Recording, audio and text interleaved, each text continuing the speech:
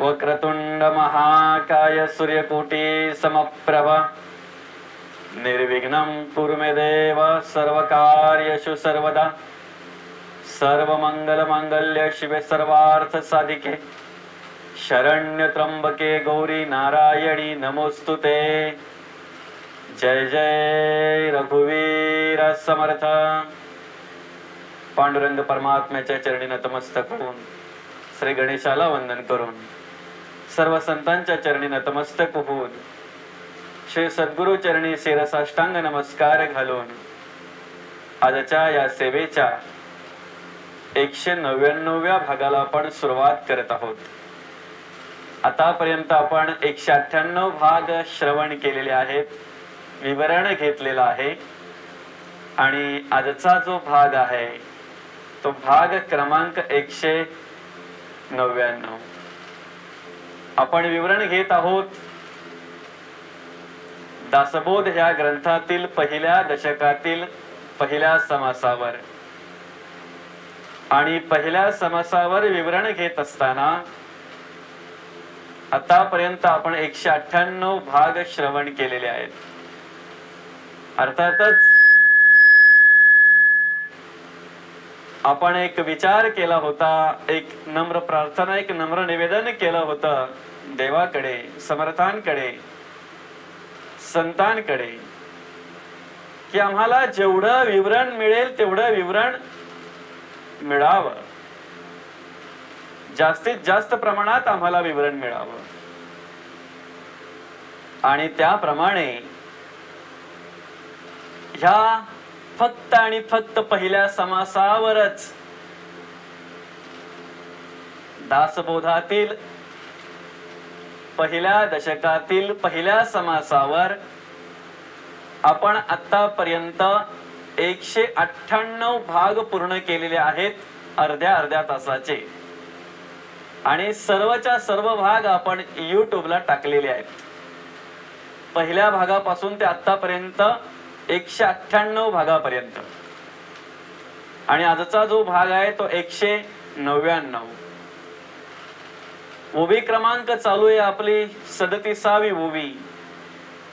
ऐसी याची फलश्रुती श्रवणे चुके अधोगती मनास होय विश्रांती समाधान। या ओवीवर आपण विवरण घेत आहोत। आपण साधारणतः असा विचार केला होता की साधारणतः 200 भाग ह्या पहिल्या समासावर कमीत कमी विवरण व्हावं। आणि आजचा भाग क्रमांक 199। एक ओवी राहिलेली आहे पुढची। जयाचा भावार्थ जैसा तयास लाभ तैसा मत्सर धरी झोपुसा तयास तेची प्राप्त। आणि एक भाग आपला शेवटचा, अर्थातच भाग क्रमांक 200वा म्हणजे पुढचा भाग।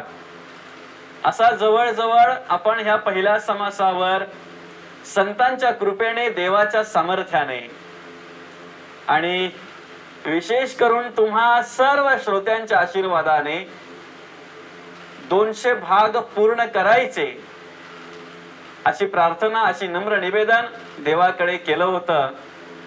आणि आज साधारणतः ते पुढच्या भागामध्ये पूर्णत्वास जाईल अशी प्रार्थना आपण देवाकडे केलेली आहे, अशी नम्र निवेदन आपण देवाकडे केलेलं आहे। संतांचं वाड्मयच असं आहे की त्याच्यावर आपण जेवढं विवरण घेऊ तेवढे विवरण संत देत असतात। देणाऱ्याचे हात हजार आणि हजार हातांनी ते संत, तो देव, तो परब्रह्म आपल्याला देत असतो। फक्त आपण घेतलं पाहिजे। आणि खरोखर ते आपल्याला आत्मप्रचिती आहे। ह्या समासातील एखादा चरण घ्यावं आणि त्या चरणावर संतांनी एवढं विवरण द्यावं की कुठेतरी आपल्याला विचार करायला लागावा, आता 200 भागांपर्यंत आपल्याला पूर्ण करायचं आहे। एखादा शब्द असा घ्यावा या चरणांमधला आणि त्या शब्दावर भरभरून संतांनी विवरण द्यावं।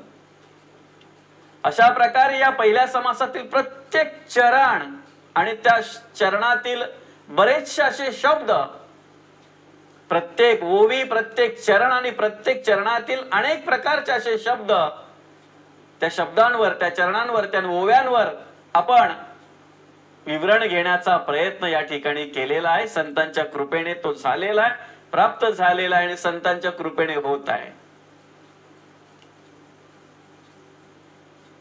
संतांच्या चरणी निवेदन आहे आपलं, देवाकडे निवेदन आहे, देवाकडे प्रार्थना आहे. देवारे, जोपर्यंत जेवढं हे प्रबोधनाचं कार्य करून घेता येईल त्याप्रमाणे जास्तीत जास्त हे कार्य आपल्याकडून घडावं आणि त्यासाठी ह्या पहिल्या समासाचं निरूपण पूर्ण झाल्यानंतर, 200 भाग आपले पूर्ण झाल्यानंतर आपण पुढच्या समासांवर प्रत्येक भागामध्ये प्रत्येक समासातील 10 ओव्या अशा प्रकारे विवरण घेणार आहोत. अर्थातच भाग क्रमांक 102 पासून ते आपण सुरुवात करणार आहोत.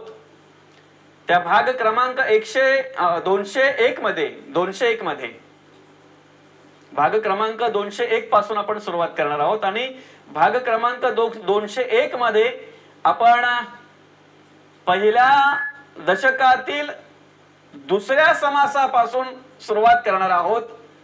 प्रत्येक अर्धा तासाचाच भाग असेल आपला, जसे आतापर्यंत आहेत तसेच, फक्त त्या अर्ध्या तासाच्या भागामध्ये त्या समासातील साधारणतः 10 ओव्यांवर विवरण घ्यायचं, अशी प्रार्थना किंवा असं निवेदन आपण देवाकडे केलेलं आहे, संतांकडे केलेलं आहे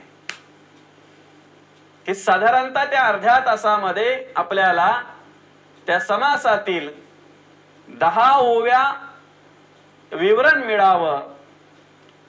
पुढच्या 10 ओव्या अर्थातच 1 ते 10 आणि 11 ते 20 दुसऱ्या भागामध्ये, पुढच्या ज्या काही उर्वरित ओव्या असतील त्या तिसऱ्या भागामध्ये, अशा प्रकारे ते विवरण घ्यायचंय आपल्याला.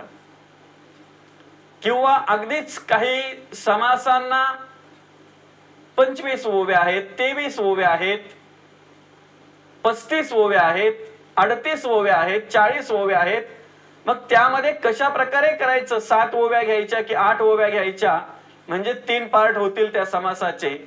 21 ओव्या जर असतील किंवा 25 ओव्या जर असतील तर त्या ठिकाणी कशा प्रकारे करायचं, 8 भाग घेऊन शेवटच्या भागामध्ये 9 किंवा पहिल्या भागामध्ये 9 घेऊन नंतर 8 ओव्या, अशा प्रकारे विवरण घ्यायचं आहे.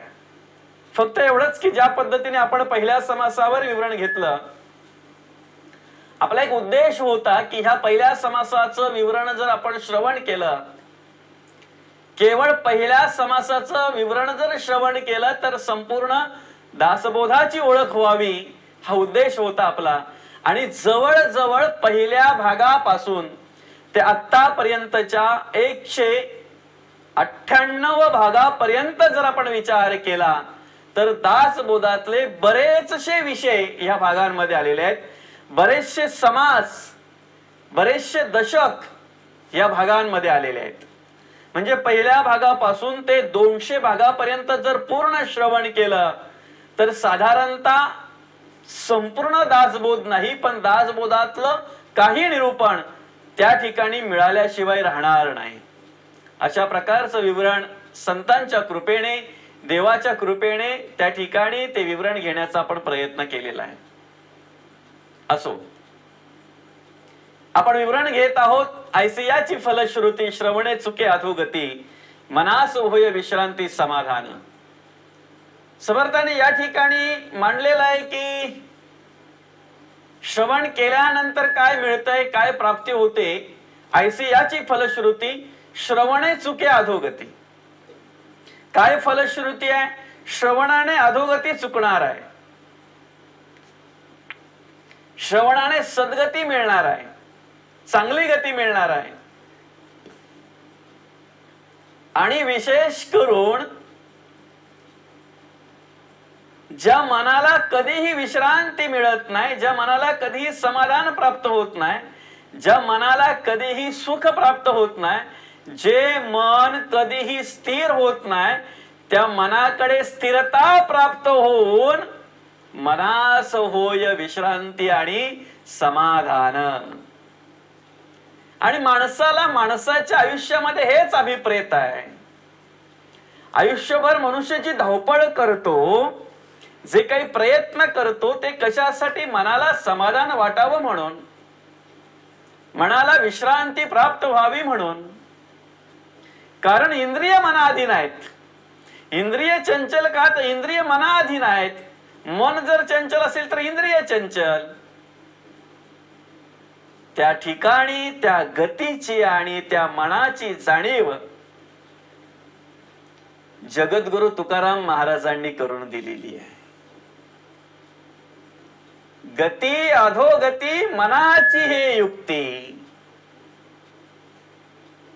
त्या ठिकाणी जगद्गुरु तुकाराम महाराज ओळख करून देतात की गती अधोगती मनाची हे युक्ती.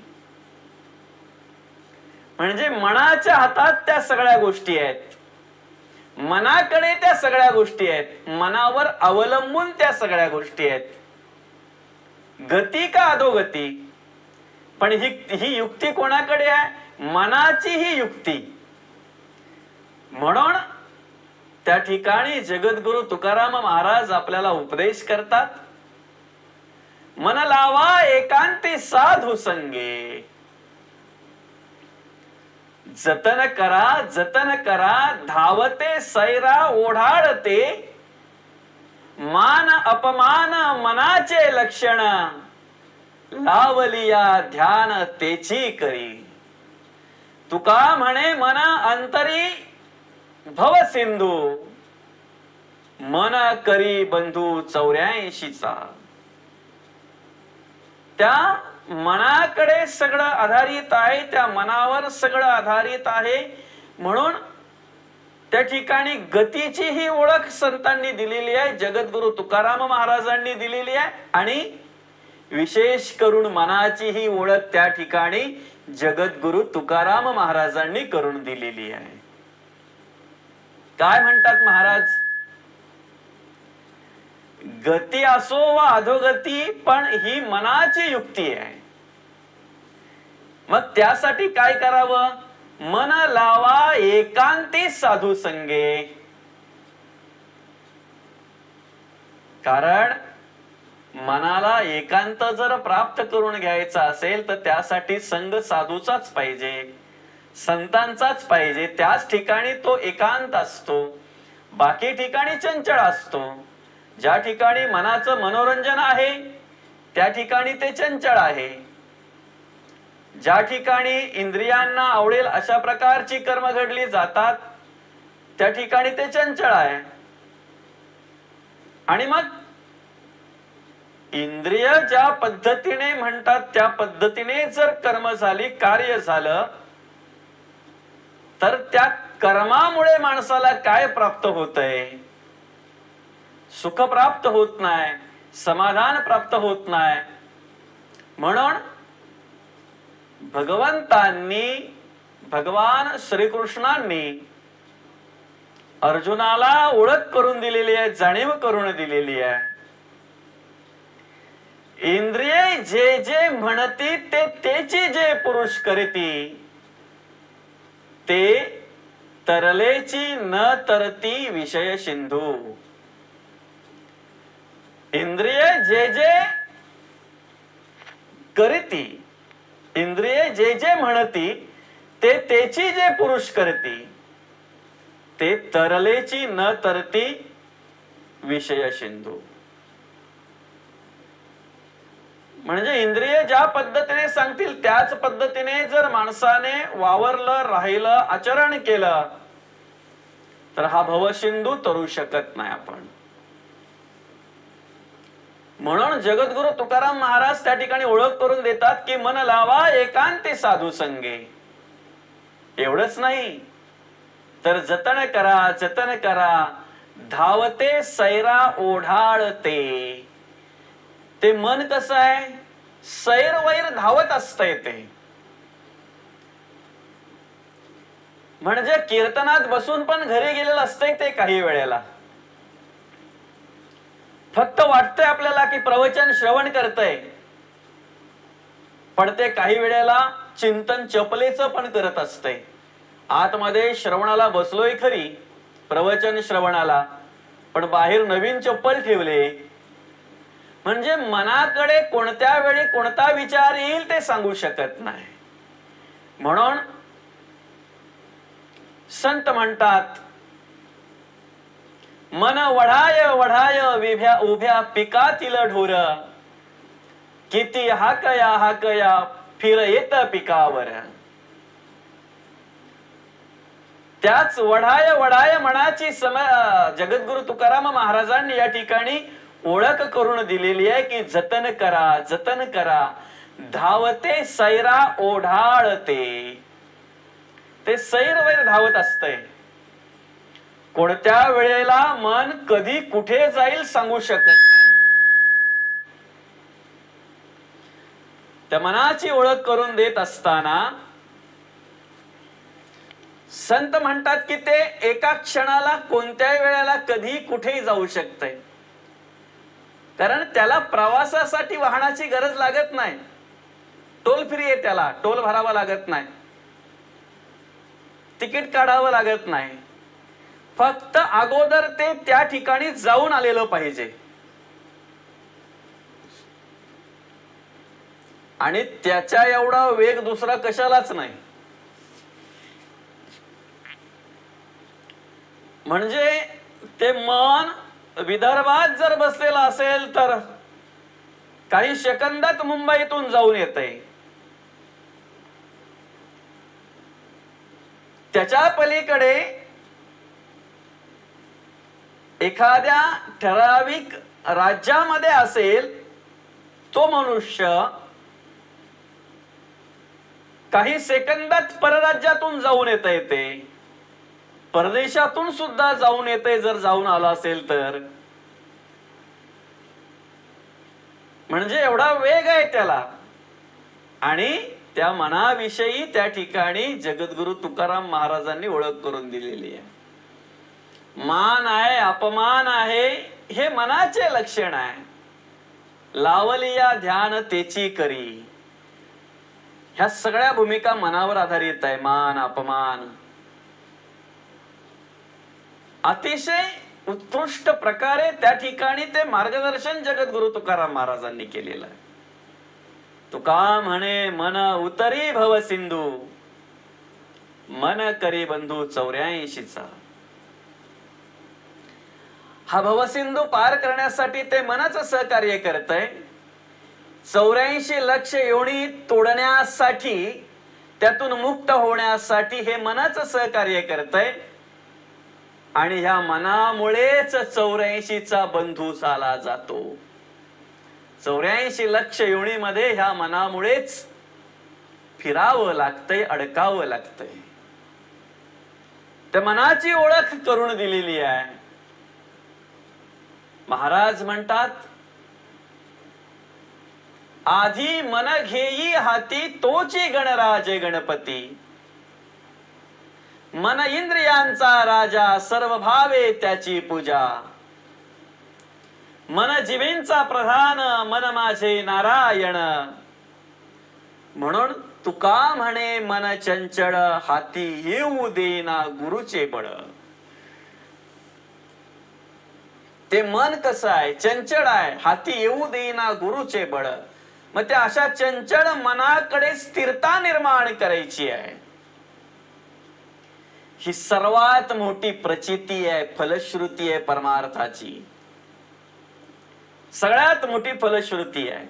परमार्थामध्ये काय प्राप्त झालं असेल, काय मिळालं असेल, श्रवण करून आपल्याला काय मिळणार आहे, काय मिळतंय, देवपूजा करून, उपासना करून, देवाचं नामस्मरण करून आपल्याला काय मिळतंय. सर्वात मोठी प्रचिती म्हणजेच अधोगती चुकते आणि मनास होय विश्रांती समाधान. जे मन कधी स्थिर राहत नाही, जे मन कधी तृप्त होत नाही, ज्या मनाला कधी विश्रांती आणि समाधान प्राप्त होत नाही, ते मन स्थिर होते श्रवणामध्ये.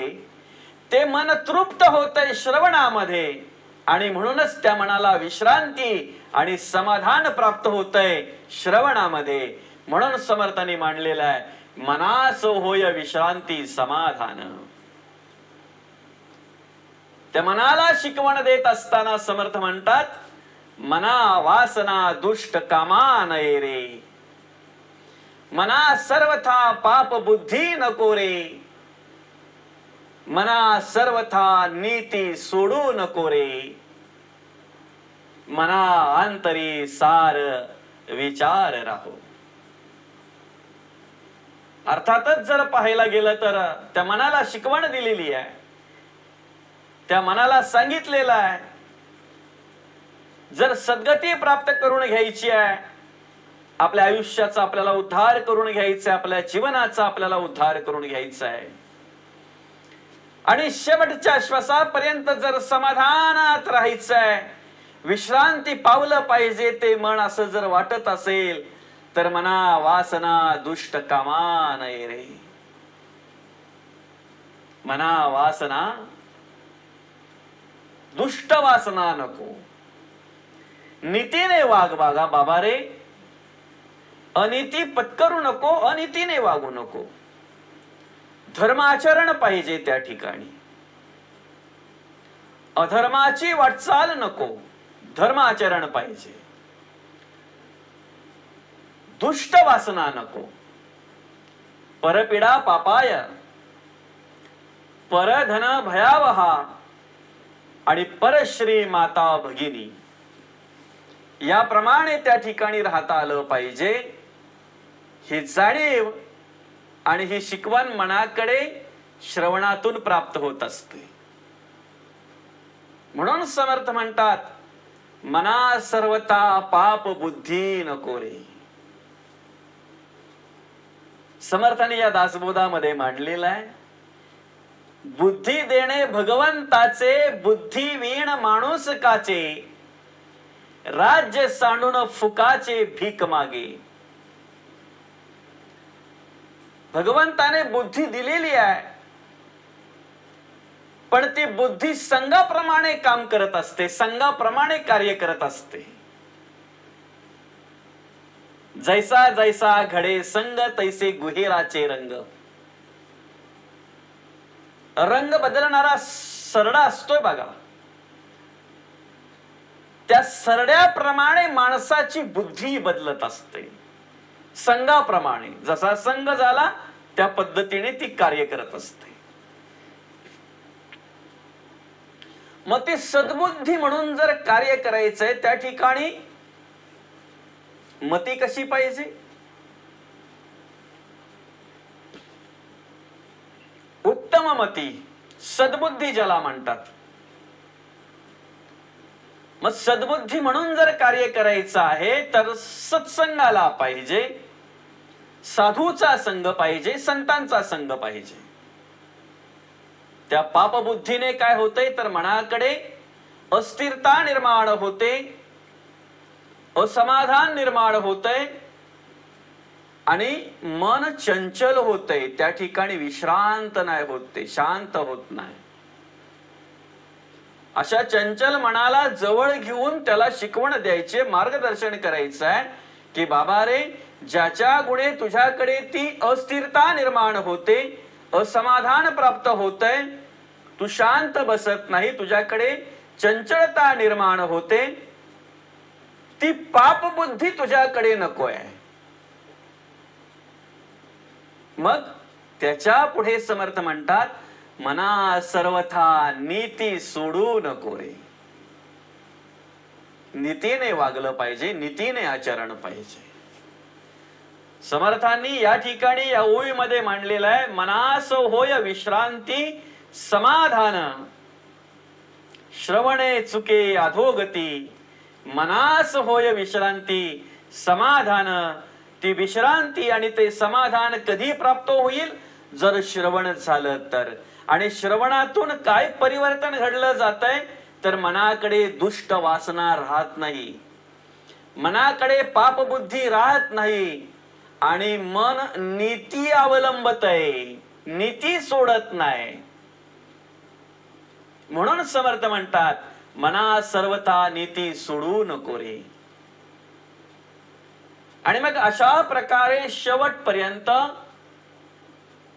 स्थिरता निर्माण झाली पाहिजे, समाधान निर्माण झालं पाहिजे, विश्रांती प्राप्त झाली पाहिजे, ते मन निश्चळ राहिलं पाहिजे, शांत राहिलं पाहिजे. मग त्यासाठी समर्थ पुढे उपदेश करतात, मनांतरी सार विचार राहो, सार विचार राहो. जेणेकरून आपल्याकडून धर्माचरण घडेल, जेणेकरून आपल्याकडून परमार्थ घडेल, भक्ती घडेल, देवपूजा घडेल, देवाचं नामस्मरण घडेल अखंड. अशा प्रकारचा सार विचार हवा आहे. आणि असा सार विचार जर असेल तर नक्कीच त्या मनाकडे स्थिरता निर्माण होते, त्या मनाला सद्गती प्राप्त होते. कारण मनाकडे स्थिरता निर्माण झाल्यानंतर इंद्रिय स्थिर होतात, मन तृप्त झाल्यानंतर इंद्रिय तृप्त होतात. आणि एकदा काय इंद्रिय तृप्त झाली की मग ती परमार्थ करायला लागतात, ती भक्ती करायला लागतात, ती देवाचं नामस्मरण करायला लागतात. जे कार्य करण्यासाठी ते घेणार ते कार्य सिद्धीला जाणार, जर त्यांच्याकडे स्थिरता असेल तर. म्हणून उत्तम गती प्राप्त व्हावी असं जर वाटत असेल, परमार्थामध्ये सगळ्यात मोठी फलश्रुती हीच आहे, आयसी याची फलश्रुती. उत्तम गती प्राप्त व्हावी असं जर वाटत असेल, मनाकडे विश्रांती स्थिरता प्राप्त व्हावी, समाधान प्राप्त व्हावी असं जर वाटत असेल, तर त्यासाठी आपल्याला श्रवणाची गरज आहे, संतांच्या संघाची गरज आहे, नामस्मरणाची गरज आहे, उपासनेची गरज आहे, देवपूजेची गरज आहे. म्हणून संत म्हणतात, जगद्गुरु तुकाराम महाराज म्हणतात, आधी मन घेई हाती तोची गणराज गणपती. तो मन कोण आहे? इंद्रियांचा राजा आहे. मन इंद्रियांचा राजा, सर्व भावे त्याची पूजा. मग ते मन जीवींचं कोण आहे? ते मन जीवींचं प्रधान आहे. मन जीवींचे प्रधान. एवढंच नाही तर मन माझे नारायण. कधी जर देवाला आवडतील अशी कर्म घडलीत तर, संतांना आवडतील अशी कर्म घडलीत तर, तो परमार्थ घडला तर, ती भक्ती घडली तर, मन माझे नारायण. आणि म्हणून त्या मनाची ओळख करून देत असताना शेवटच्या चरणामध्ये जगद्गुरु तुकाराम महाराज म्हणतात, तुका म्हणे मन चंचळ हाती येऊ देईना गुरुचे बळ. त्या चंचळ मनाकडे स्थिरता निर्माण केलेली आहे, झाली जाते. त्या चंचल मनाकडे समाधान प्राप्त झालं जातंय. त्या चंचल मनाला विश्रांती प्राप्त झाली जाते. ह्या सगळ्या प्रकारची प्राप्ती तुम्हाला मिळणार आहे. जशा प्रकारे आपण तो प्रश्न केलेला आहे पहिल्या ओळीमध्ये, श्रवण केली आणि प्राप्त काय आहे, त्या प्रश्नाचं उत्तर देत असताना समर्थ म्हणतात, आता श्रवण केले याचे फळ क्रिया पालटे तात्काळ तुटे संशयाचे मुळे कसरा. मार्ग सापडे सुगम न लगे साधन दुर्गम सायुज्य मुक्तीचे वर्म ठाई पडे.